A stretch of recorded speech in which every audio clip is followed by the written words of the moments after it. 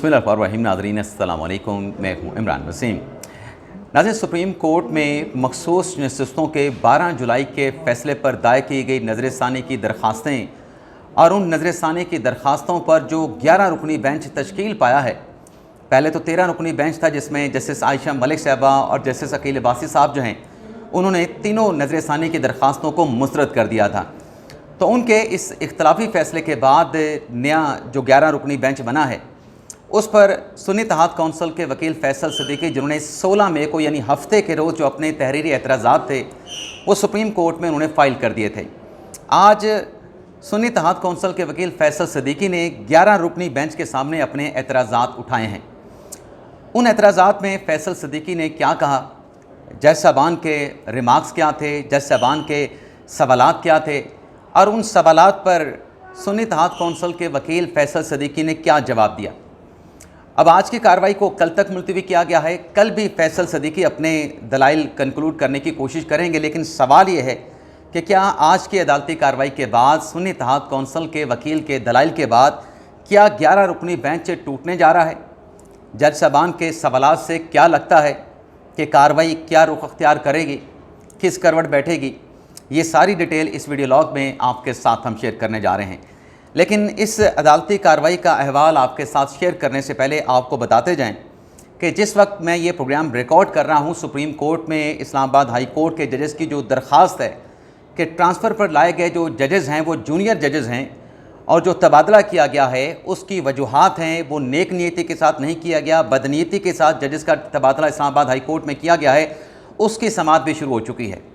और इसके अलावा नूर मुकद्दम कत्ल केस की समाअत पर जो अब तक पेशरफ्त हुई है उसका अहवाल भी नेक्स्ट वीडियो लॉग में आपके साथ हम शेयर करेंगे। जजेस ट्रांसफ़र केस का अहवाल भी नेक्स्ट वीडियो लॉग में आपके साथ हम शेयर करेंगे। इस वीडियो में हम अपने आप को कन्फाइन रखेंगे जो मखसूस नशिस्तों के केस की समाअत हुई है।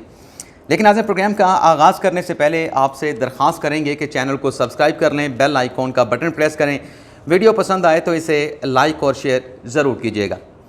आज नाज़रीन 11:15 बजे जब अदालती कार्रवाई का आगाज़ हुआ तो एडवोकेट हामिद खान, जो कि सुन्नी इत्तेहाद कौंसिल के दूसरे लीडिंग वकील हैं, उनकी तरफ से कहा गया कि मैंने 3 दरख्वास्तें सुप्रीम कोर्ट ऑफ पाकिस्तान में फ़ाइल की हैं। अब वो नाज़रीन 3 दरख्वास्तें कौन सी हैं? एक, हामिद खान साहब ने कहा कि इस केस की लाइव स्ट्रीमिंग होनी चाहिए। दूसरी उनकी दरख्वास्त है कि पुराने वाला बेंच जिसने 12 जुलाई का फ़ैसला दिया था वो बेंच रिस्टोर होना चाहिए, वही बेंच नज़रसानी की दरख्वास्तों को सुने। तीसरी जो उनकी दरख्वास्त है वो ये है कि जब तक 26वीं आईनी तरमीम का फ़ैसला नहीं हो जाता तब तक आप इस केस को एडजर्न कर दें और पहले 26वीं आईनी तरमीम का फ़ैसला कर लें। तो हामिद खान साहब ने जब अपनी तीनों दरख्वास्तों का जिक्र किया तो बेंच की तरफ से जस्टिस अमीरुद्दीन खान साहब ने हामिद खान साहब से कहा कि देखें, आपकी जो दरख्वास्तें हैं वो अदालत के रिकॉर्ड पर नहीं हैं। आप ऐसा करें कि जब आपकी दरख्वास्तें अदालत के रिकॉर्ड पर आएंगी तभी आप उस पर बात कर सकते हैं।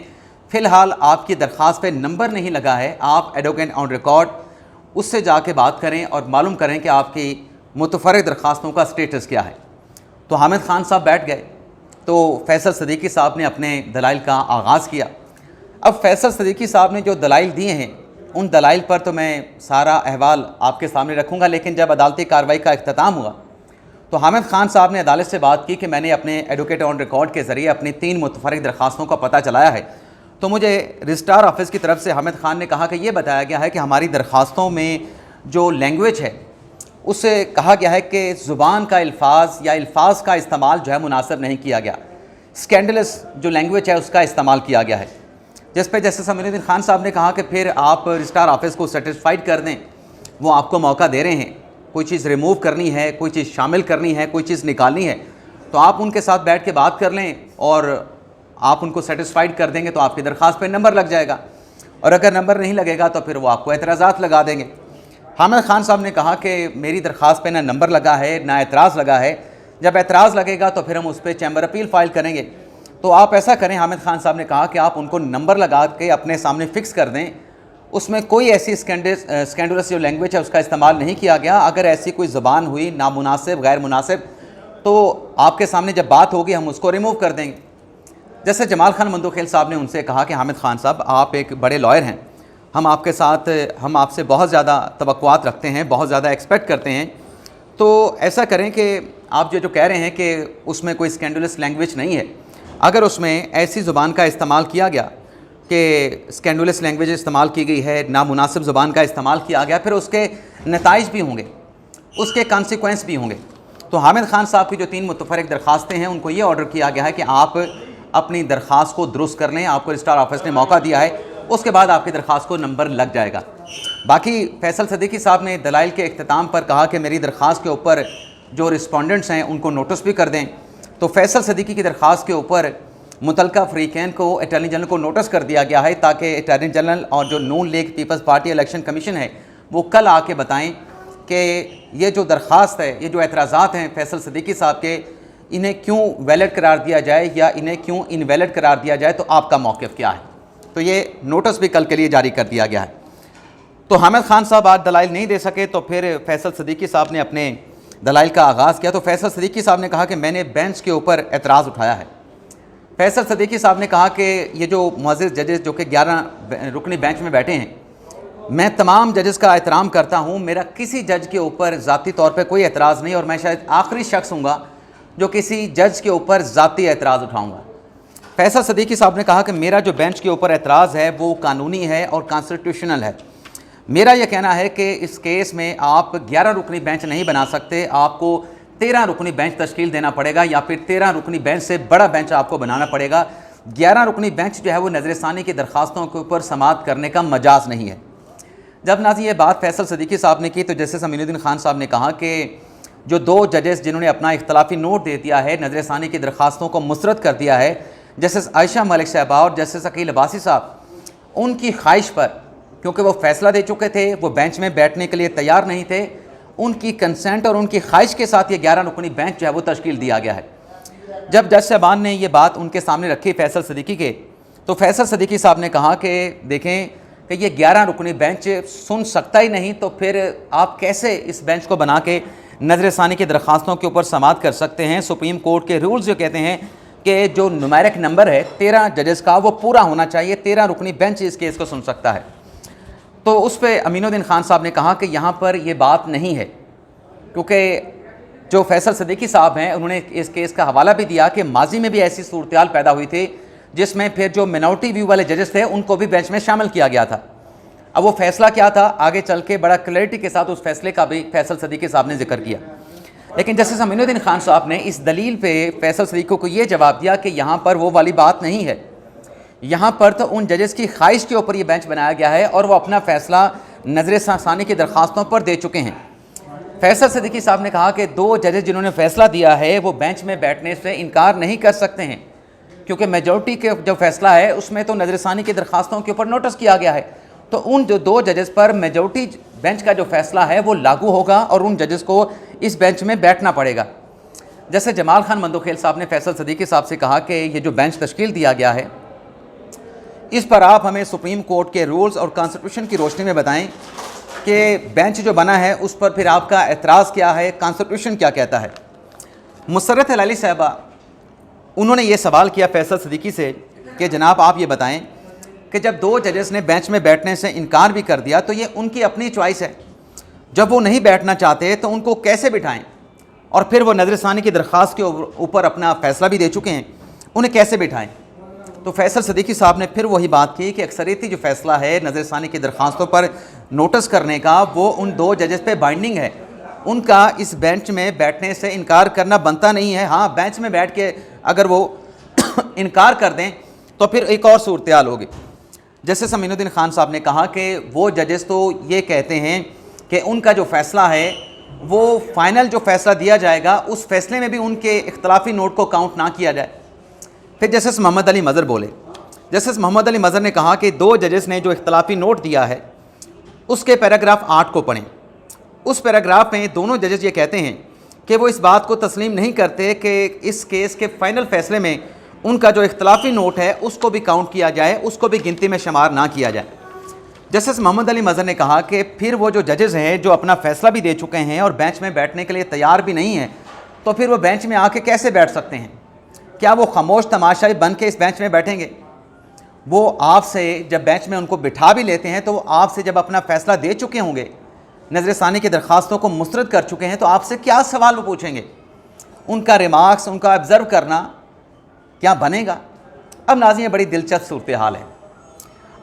मैं इसकी मिसाल आपको इस तरीके से दूंगा कि नॉर्मली बेंच के ऊपर जो एतराज़ किया जाता है कि फ़लाँ जज को ये केस नहीं सुनना चाहिए, और उस पर जो लीगल ओपिनियन और कॉन्स्टिट्यूशनल ओपिनियन सामने आती है, तो कहा जाता है कि एतराज़ जब किसी जज पे आता है तो उस बेंच में बैठना है या उस केस को सुनने से इनकार करना है, तो ये बेंच जज का अपना फ़ैसला होता है।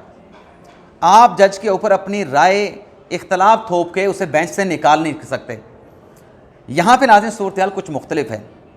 यहाँ पे जजेस फ़ैसला भी दे चुके हैं और फ़ैसला दे के वो बेंच में बैठने के लिए तैयार भी नहीं है, लेकिन वकील ये कह रहा है कि उन दोनों जजेस को बिठाया जाए। अब सवाल ये पैदा होता है कि वो रिव्यू तो कर चुके हैं, जो नज़रसानी की 3 दरख्वास्तें हैं, नून लीग की, पीपल्स पार्टी की, इलेक्शन कमीशन की, आज एक चौथी नज़रसानी की दरख्वास्त को भी नंबर लगाने का हुक्म दिया गया है, जो कि उन मुतासरा अरकान की हैं जिन्हें 12 जुलाई के फ़ैसले के बाद उनकी मखसूस नशिस्तों से हटा दिया गया। बल्कि 12 जुलाई के फ़ैसले से बहुत पहले 6 मई को उनको मखसूस नशिस्तों से डीनोटिफाई कर दिया गया था। उनकी नज़रसानी की दरख्वास्त भी आ चुकी है। तो यहाँ पे एक कानूनी सवाल ये भी पैदा होता है कि जो वकील साहब कह रहे हैं कि उन 2 जजेस को शामिल किया जाए, उन पर अक्सरियती राय बाइंडिंग नहीं है, वो जब बेंच में बैठेंगे तो बेंच में बैठ के क्या करेंगे? फ़ैसला उनका आ चुका है नज़रसानी में कि ये दरख्वास्तें नाकाबिले समात हैं। क्या वो अपने किए गए फ़ैसले के ऊपर दूसरी नज़रसानी करेंगे? क्या दूसरी नज़रसानी करने का उनको जवाज़ होगा, उनको अख्तियार होगा? ये भी एक कानूनी सवाल है। फिर नाज़रीन आगे चल के जस्टिस अमीनुद्दीन खान के सवाल पे फैसल सदीकी साहब ने कहा कि बुनियादी असूल ये है कि छोटा बेंच नहीं बन सकता नज़रसानी में, आपको बराबर का या फिर बड़ा बेंच आपको बनाना होगा। जस्टिस अमीनुद्दीन खान साहब ने कहा कि देखें 26वीं आईनी तरमीम के बाद तो अब ये जो आईनी बेंच है ये 8 और 9 जजेस के साथ भी नज़रसानी की दरख्वास्तों को सुन सकता है। जस्टिस मोहम्मद अली मज़हर ने कहा कि वो जो फ़ैसले की बात की जाती है, आप यहाँ पे रूल का हवाला दे रहे हैं, तो रूल ओवर राइडिंग अफेक्ट नहीं होगा कॉन्स्टिट्यूशन का, जो रूल सुप्रीम कोर्ट के मौजूद हैं। जैसे जमाल खान मंदोखेल ने कहा कि ऐसा करें फैसल सदीकी साहब, आप आइन का आर्टिकल जो 191 है उसको पढ़ें। अब आइन के आर्टिकल 91 में नाज़रीन ये लिखा गया है कि जो आइनी बेंच के रूल्स होंगे वो आइनी बेंच बनाएगा, जो रेगुलर बेंच के रूल्स होंगे वो ऑलरेडी पहले से बने हुए हैं। और साथ में उसमें यह भी है आर्टिकल 191A में कि जो कॉन्स्टिट्यूशन इंटरप्रिटेशन के केसेस हैं वो फौरी तौर पर रेगुलर बेंचेस से कॉन्स्टिट्यूशन बेंचेस की तरफ ट्रांसफ़र कर जाएंगे। लेकिन सुन्नी इत्तेहाद कौंसिल के वकील फैसल सदीकी साहब इस दलील के ऊपर आने के लिए तैयार नहीं थे। जैसे अमीनुद्दीन खान साहब ने कहा कि ये जो कहा जा रहा है ना कि इस बेंच में नए जजेस शामिल नहीं किए जा सकते, वो जो 2 जजेस ने इख्तलाफी नोट लिखा है उस इख्तलाफी नोट में भी एक नया जज है।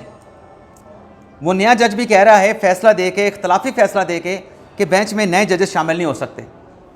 ये जो नाज़रीन रिमार्क से मैं ये समझता हूँ कि जस्टिस अमीनुद्दीन खान साहब का बॉम्ब शेल था, और मुस्कुराते हुए उन्होंने ये बम शेल अपने रिमार्क की सूरत में फैसल सदीकी साहब के सामने सवाल की सूरत में रखा। फिर जैसे जमाल खान मंदोखेल साहब ने कहा कि इस बेंच के लिए जो जजेस हमने शामिल किए हैं, कॉन्स्टिट्यूशन बेंच के लिए जजेस की नॉमिनेशन जुडिशल कमीशन करता है, और जो बेंच की तश्कील है वो आइनी कमेटी करते हैं, और 191A के तहत इस आइनी बेंच के लिए रूल्स अलग से होंगे। अमीनुद्दीन खान साहब, उसके बाद जैसे अमीनुद्दीन खान साहब ने कहा कि बिल्कुल ये रूल्स बनने चाहिए, लेकिन फ़िलहाल नाज़रीन जो तरीक़ाकार है उस तरीक़ाकार के मुताबिक जो सुप्रीम कोर्ट के रेगुलर बेंचेस के रूल्स हैं उनका कॉन्स्टिट्यूशन बेंच के ऊपर जो है वो इतलाक़ नहीं होता है। जैसे आमिर फ़ारूक साहब ने भी यही बात की कि आइनी तरमीम में 26वीं आइनी तरमीम के आर्टिकल 191A में यही कहा गया है कि आइनी इंटरप्रिटेशन के जो केसेस हैं वो फौरी तौर पे कॉन्स्टिट्यूशनल बेंच को चले जाएंगे। जस्टिस मोहम्मद अली मज़हर ने कहा कि आइन का आर्टिकल 191A बड़ा वाज़ेह है और इस केस में आइनी सवाल है, और आइनी सवाल जो है वो रेगुलर बेंच नहीं सुन सकता। रेगुलर बेंच को अगर आप कहते हैं भिजवा भी दें, रेगुलर बेंच को अल्टीमेटली ये केस आइन के तहत चूँकि वो सुन नहीं सकता, उसे आइनी बेंच की तरफ से भिजवाना पड़ेगा।